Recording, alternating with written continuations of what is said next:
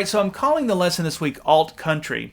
And I wasn't really sure what else to call it. It's got some blues, it's got some alt country kind of stuff. It's kind of a hybrid.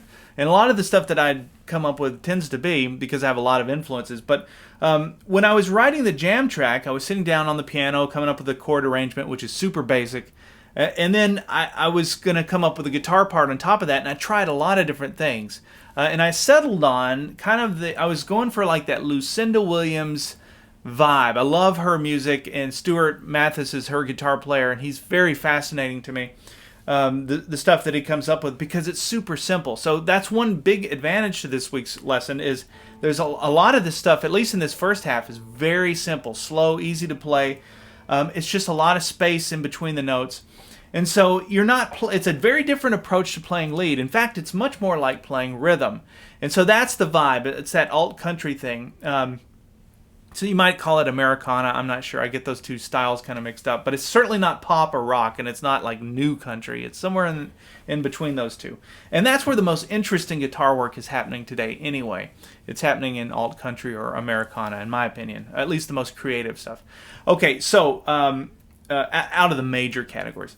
So let's talk through tone setup. Now, I'm playing on a Stratocaster. I'm on the bridge pickup. I have my tone all the way up. The volume is all the way up.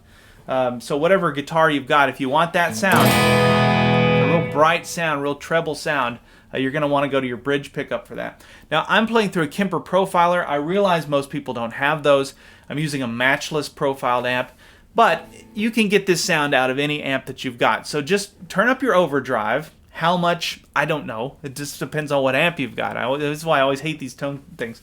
But you're going to want to turn up your overdrive. I could get this sound on a cheap 80s crate amp, I'm telling you. It doesn't matter the type of amp. You don't have to get something super elaborate.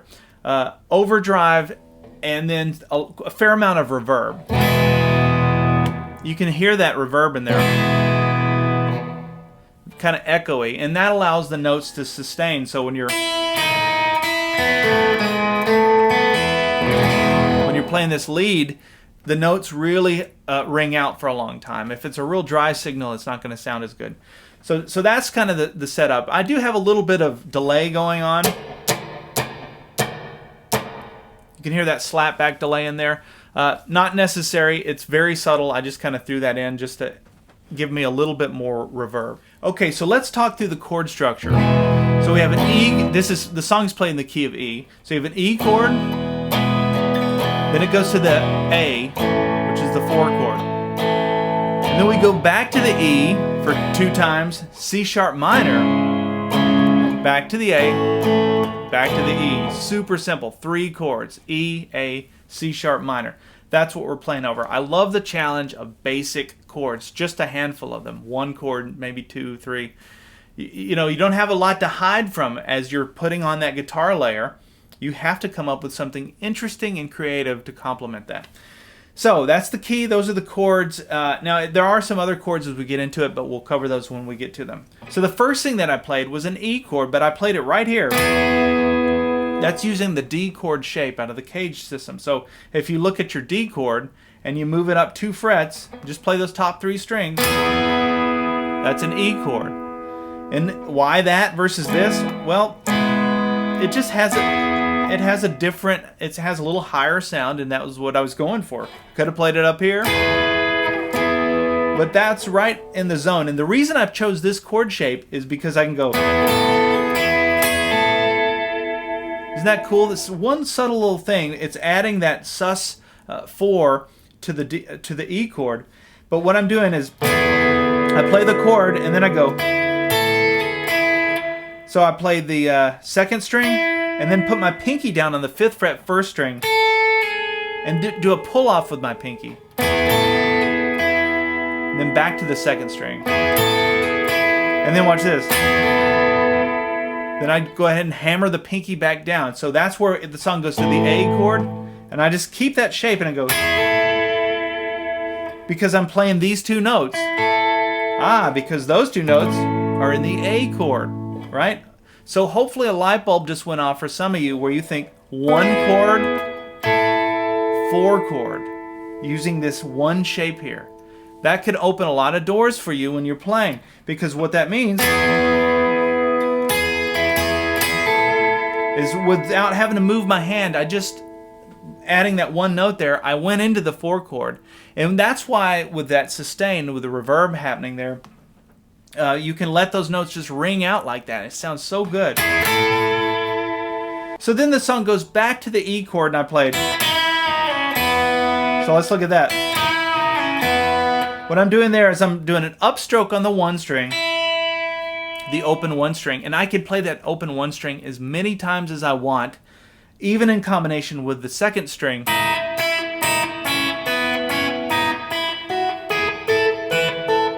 Why? Because the song is in the key of E, so I can use that E note as many times as I want. Maybe another light bulb went off for some of you, but that's something that you hear quite a bit in alt country, is this whole thing.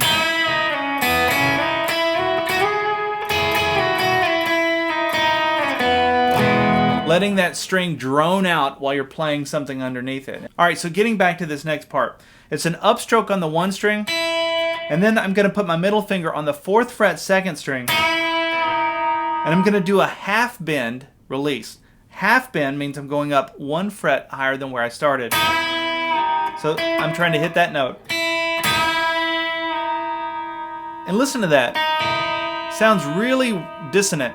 Those 2 notes, which is just, that's part of that sound. It's very spacey. And then I do a slide down to the 2nd fret. And then I'm going to play strings 1 and 2 with a downstroke, just those 2 strings. So that's pretty easy. And you can do that on an acoustic guitar as well, since these are not massive bends. So from the beginning we have...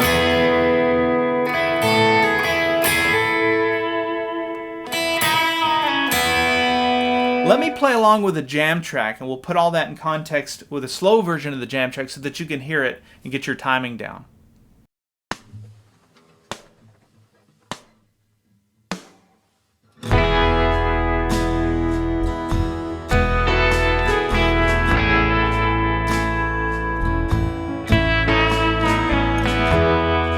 Alright, so at this point in the song, the bass part is doing a walk down that just goes like this. And the chords on top of that are those E, C sharp minor, A, back to the E. And what I played over that goes like this. Now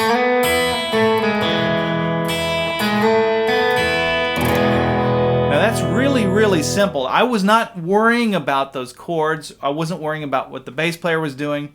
I was just staying in the key of the song and just really noodling around the E chord. I was just thinking of variations of this chord and this chord shape and this chord shape. It's the same chord.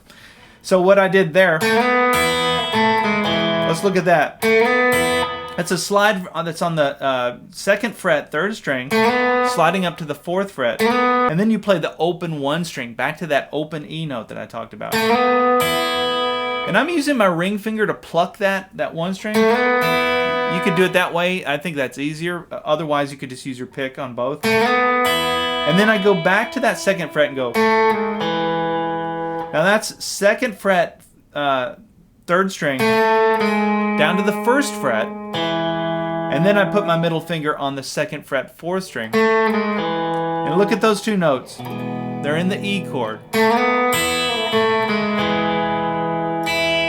Now after that I hit the open 1 string again. So let's look at that. So just try that a few times. So you can use that as a fill lick idea now. If you're playing a slow song with an E chord in it, you can use that lick now as sort of a filler. So after that, I went like this. And I use this one all the time. It's going back to that sus 4 chord. But what I'm doing is I'm playing the open 1 string again with an upstroke. And then notice I've got my index finger on the 1st fret, 3rd string. Why that note? Just think your E chord. Where is your index finger when you play an E chord? It's right there. So really you're just playing the top part of that E chord, that triad. So then I went like this. So I do a hammer on with my middle finger to the 2nd fret, 3rd string. Open 2nd string, open 1st string. And then play the full E chord, all 6 strings. Now what is this little thing? It's a sus4 chord. So you can, there's right here, I mean, this is another like tangent lesson in and of itself. If you're playing an E chord and you want another fill lick, you can hold down the full E chord and use your pinky to hit that note. So if we were doing this in a different key, let's say we were doing it in the key of G, you could play. Now notice I'm not playing the full bar chord, I'm just playing the first 4 strings out of that chord. Look at that, now I've got that sus4 chord in there. And then I can come up to this one. So look at the combination of those two. I mean, if you learn nothing else in this entire lesson, you've got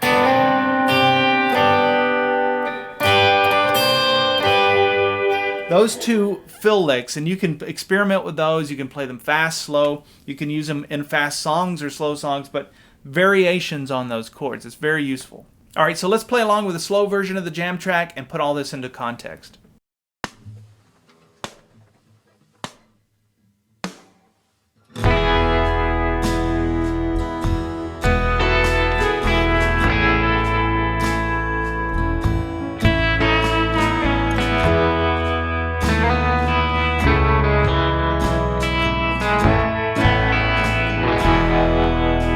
All right, so at this point the song repeats itself. So we go back to the E chord and we go through the same chord progression.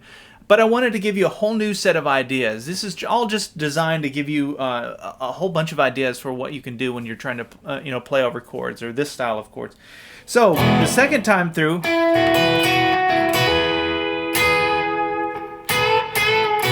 that's what we're going to play over the E chord. And it's got a very country sound, kind of a pedal steel. And what I'm doing is, so the first time, remember we played off of this chord shape. So these are still E chords. That's an E chord. And up here is also an E chord. So I was thinking the D chord shape for this one. I'm thinking the A chord shape for this one. Not the A chord shape.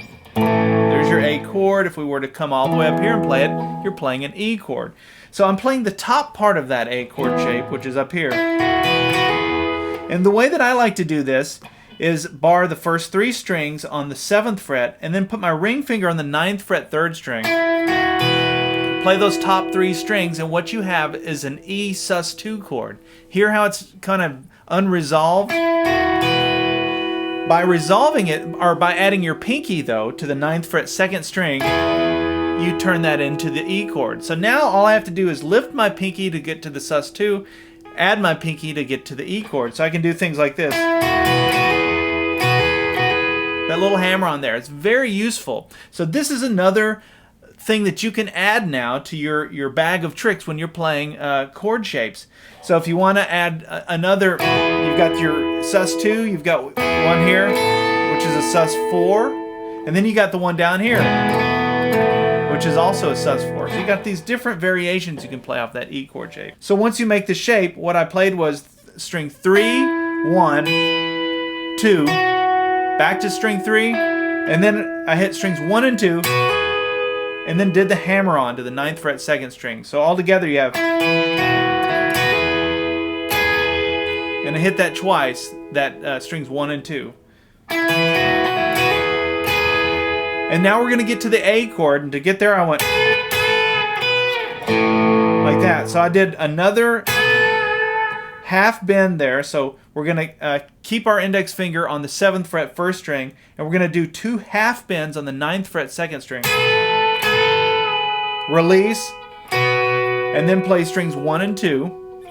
And then we're going to come down, that's 1 and 2 behind the 7th fret there. Then we're going to slide down to the 2nd fret, play our A chord down here. I'm just going to play strings 5, 4, and 3. Like that, a real heavy kind of power chord sound. So we have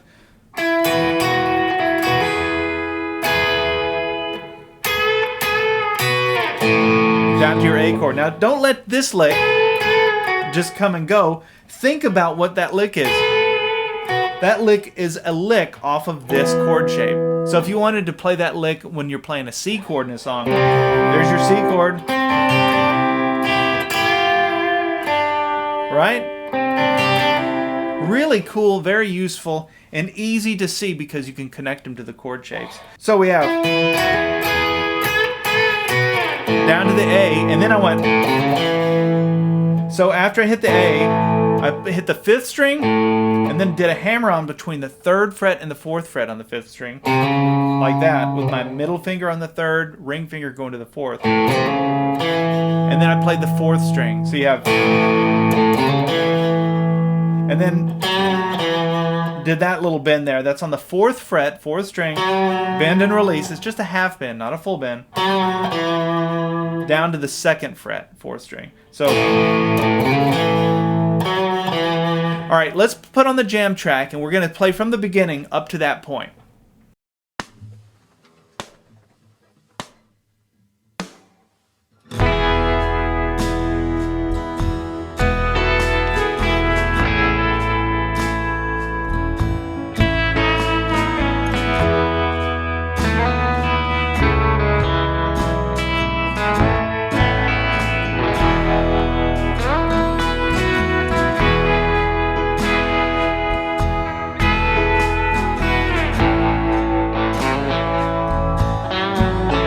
Okay, so now the song does the walk down, the bass walk down. And what did I play over that? I played this.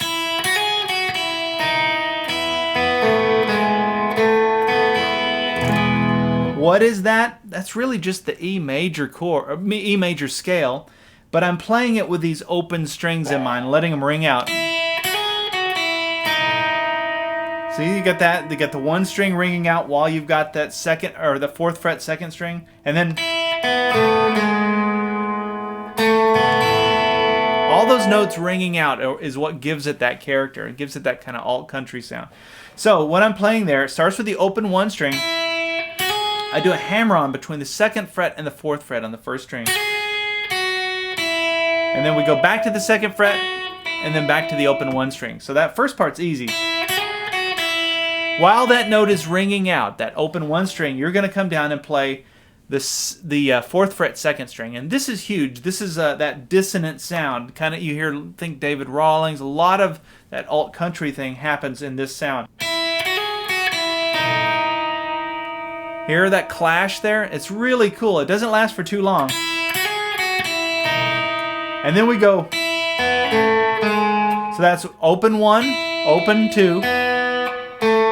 Middle finger on the 2nd fret 3rd string down to the 1st fret 3rd string. Now what are these notes? There's your E chord, there's your sus4. That's all that is. I'm just tracing the notes of that sus4. So from the beginning.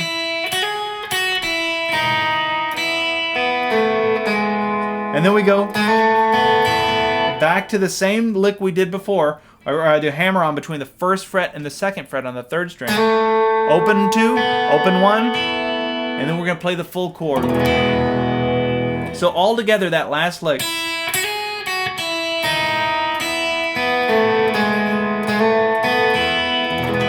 Now take that lick and dissect it, get it into your head space so that when you're playing an E chord now, especially in a slow song, you can work in, you don't have to play the notes exactly like that, but you can work in.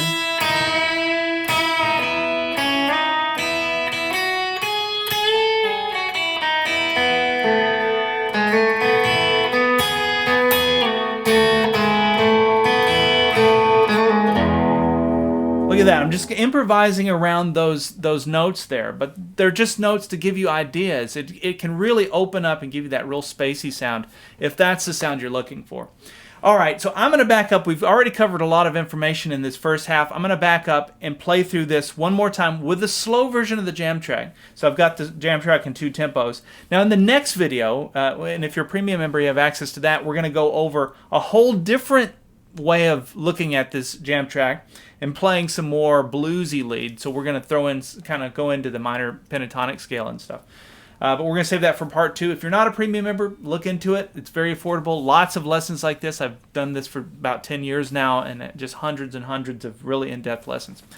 Okay, so here we go. Slow version of the jam track, and then I'll see you in part 2.